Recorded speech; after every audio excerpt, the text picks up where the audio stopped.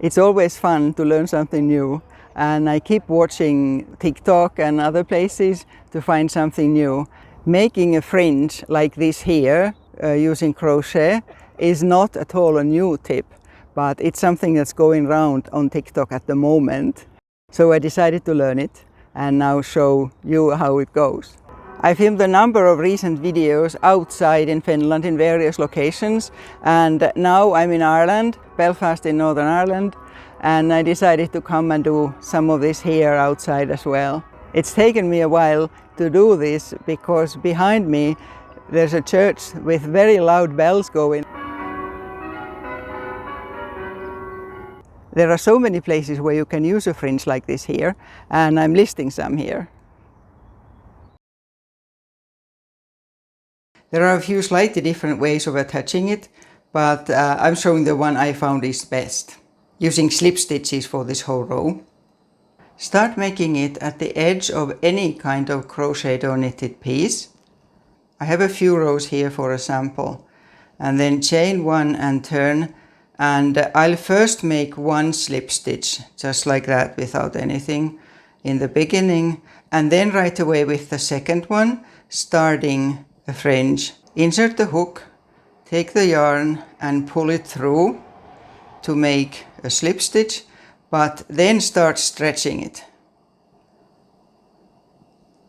Like that there, and I'm stretching it to the length of my crochet hook, approximately, like that there.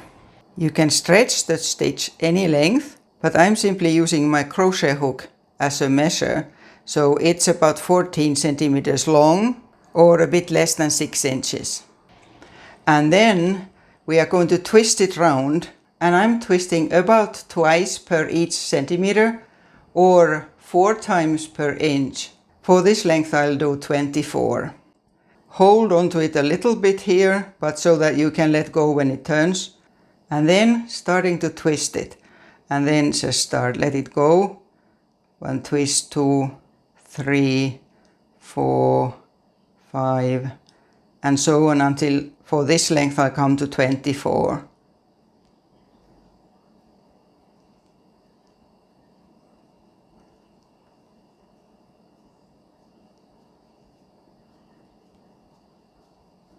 That's 24. Then I find the best to hold it with my little finger. Put the finger on the way there, and then insert the hook back into the same stitch where you already were, and make another slip stitch through it, like that there. And now let go of this here, and then it will curl itself there. And then go into the next stitch, and again a slip stitch, and then we just do exactly the same. So start pulling it until it's whatever length. I mean, you can do these whatever length, and also they don't all need to be the same length. It depends what you want it for.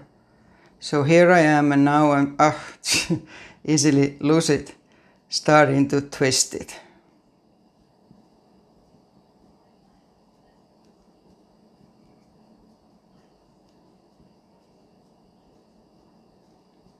$24, and then again holding on to it, and a slip stitch in that same place and through there.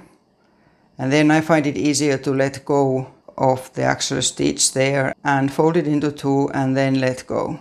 If it's not completely even now, you could then put your fingers into it and sort of even it out. But this is simply how you continue. And when you are working with slip stitches, then the other side of it is very even and tidy as well, because there's a row of stitches like that there. So you can use either side as the right side. At the start of the video, I had a list of where you could use this fringe. Would you have other ideas on top of those where you would use it, or have used this type of a fringe? Till next time.